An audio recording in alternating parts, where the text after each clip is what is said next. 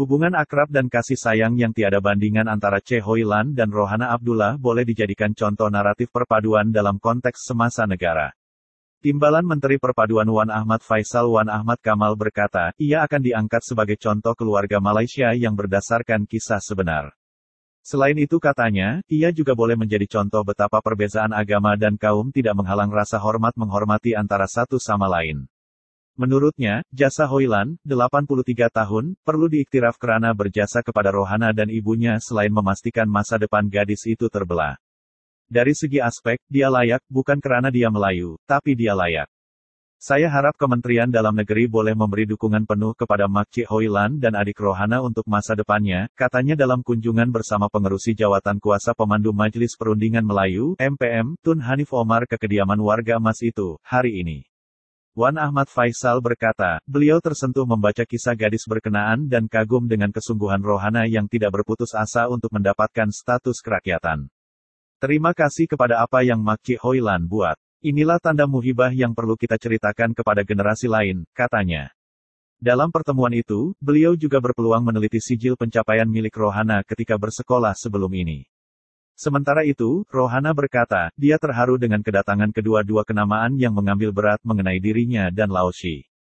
Terima kasih banyak kerana membantu. Saya hargainya, katanya. Harian Metro Jumaat lalu melaporkan kisah hidup Hoi Lan yang menjaga Rohana sejak berusia 2 bulan sehingga kini. Gadis yang bekerja sebagai pengajar di sebuah pusat tuition itu berjuang untuk mendapatkan status kewarganegaraan bagi membolehkan dia meneruskan hidup pada masa depan. Kisah itu turut mendapat perhatian Perdana Menteri Datuk Seri Ismail Sabri Yaakob yang menghubungi Rohana dan ingin membantu gadis tersebut. Saya sebagai anak muda, ahli politik muda, saya pun amat tersentuh dan rasa inilah antara contoh yang perlu kita angkat dalam naratif perpaduan negara. Kita perlu pertahankan, malah kita perlu iktiraf jasa Madam Chi kepada Rohana dan ibunya, membesarkan jadi sampai orang yang begitu berguna, yang berbakat. Dan memanglah seperti Tun harapkan tadi, saya pun bersetuju. Di pihak kerajaan, kita perlu pastikan masa depan adik Rohana ni terjamin. Sebab beliau layak. Dari segi meritnya, beliau layak. Ya? Bukan kita sebab dia Melayu, bukan. Sebab beliau memang layak. Dengan keadaan yang susah beliau hadapi, kerajaan tak boleh pandang rendah. Malah perlu perkemaskinilah. Birokrasi melibatkan pendaftaran, persekolahan yang tertunggak. Ya, SPM dia kena, kalau boleh, dah mana ambil SPM atau A-level untuk diteruskan ke peringkat tertinggi. Jadi saya harap kementerian yang terbabit boleh beri kerjasama penuh lah kepada Madam Chi dan adik Rohana dalam menguruskan masa depan dia. Kisah-kisah sebeginilah kita ingin angkat sebagai contoh keluarga Malaysia.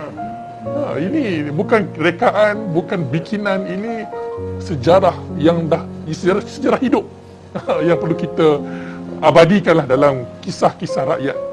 Bagaimana Madam Chi menjaga adik Rohana yang berbeza agama, berbeza kaum, seperti anak beliau sendiri, tanpa mengubah apa-apa. Malah memperkukuhkan lagi asas Rohana sebagai orang Melayu dan orang Islam. Itu yang saya dan Tun pun dan semua pihak kagum sebenarnya.